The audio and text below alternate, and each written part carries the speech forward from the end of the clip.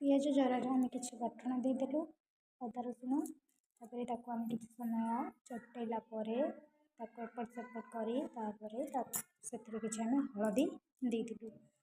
ହଳଦୀ ପରେ ଆମେ ତାକୁ ହଳଦୀକୁ ଭଲ ଭାବରେ ମିକ୍ସ କରି ସେଥିରେ ଆମେ ପାଣି ଟିକେ ଦେଇଥିଲୁ, ଯେମିତିକି ବାଟଣଟା ତାର ଗନ୍ଧ ଛାଡ଼ିବ। ସେଥିପାଇଁ ଆମେ ସେ ପର୍ଯ୍ୟନ୍ତ ଆମେ ତାକୁ ଚଟାଉଥିଲୁ। ତାପରେ ସେଥିରେ ଆମର ସ୍ୱାଦ ଅନୁସାରେ ଲୁଣ ପକାଇଦେଲୁ ଆଉ ଚିଲି ପାଉଡ଼ରଟା ଦେଇଥିଲୁ। ଚିଲି ପାଉଡ଼ର ତମେ ରାଗ ଅନୁସାରେ ଦେଇପାରିବେ। ତାପରେ ଆମେ ସେଥିରେ ଦେଖନ୍ତୁ କେମିତି ତେଲ ଆମର ଛାଡ଼ି ଆସିଥିଲା।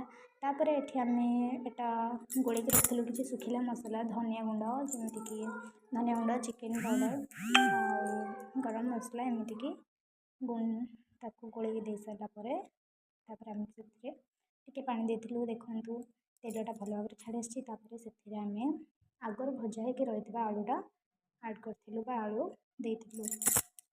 ତାପରେ ଏଥିରେ ଆମେ ତାକୁ ଏମିତି ଚଟେଇଥିଲୁ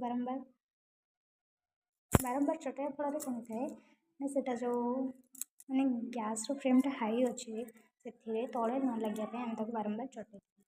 ତାପରେ ସେଥିରେ ଆମେ ଆଗରୁ ହଳଦୀ ଆଉ ଲୁଣରେ ମ୍ୟାରିନେଟ୍ କରିକି ରଖିଥିଲୁ ଚିକେନ୍ଟା, ତାକୁ ଦେଇଥିଲୁ।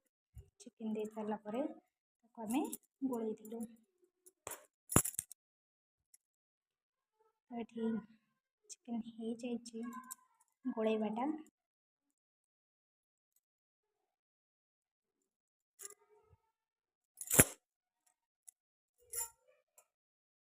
ଦେଖିପାରୁଥିବେ ଏଠି କଷିବା ଆରମ୍ଭ ହେଇଯାଇଛି କଷା ଚିକେନ୍ଟା। କଲର୍ଟା କେତେ ସୁନ୍ଦର ଆସିଛି ଆପଣ ଦେଖିପାରୁଥିବେ।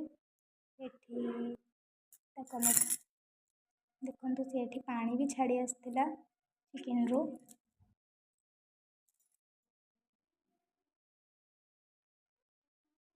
ତାପରେ ଏଠି ଆମେ ପାଣି ଦେଇ ଦେଇଥିଲୁ। ଆପଣ ଆପଣଙ୍କର ଗ୍ରେଭି ଅନୁସାରେ ରଖିପାରିବେ, କି ଆପଣ ଯଦି ଚିକେନ୍ କରି ଅନୁସାରେ ଆପଣ ଆପଣଙ୍କର ପାଣି ରଖିପାରିବେ। ତାପରେ ଏଠି ଆମର ସିଟି ଆସିଯାଇଥିଲା। ଏମିତିକି ଆମେ 3ଟା ସିଟି ଆସିଲା ପର୍ଯ୍ୟନ୍ତ ଆମେ ଚିକେନ୍କୁ ପ୍ରେସର୍ରେ ରଖିବା। ତାପରେ ଆମର 3ଟା ସିଟି ଆସିଯାଇଛି। ତାପରେ ଏବେ ଖୋଲିକି ଦେଖିବା ଚିକେନ୍ଟା କେତେ ସୁନ୍ଦର ହେଇଛି। ତାପରେ ଦେଖନ୍ତୁ ଆମେ ଗରମ ମସଲା ଆଡ଼୍ କରିଥିଲୁ ଆଉ ଗରମ ମସଲା ପରେ ଆମେ ଧନିଆ ପତ୍ର ବି ଆଡ଼୍ କରିଦେଇଥିଲୁ। ତାପରେ ଦେଖନ୍ତୁ କଲର୍ କେତେ ସୁନ୍ଦର ଆସିଛି। ଚିକେନ୍ ତରକାରୀ ବି ବହୁତ ଭଲ ଲାଗୁଛି, ଦେଖିପାରୁଥିବେ।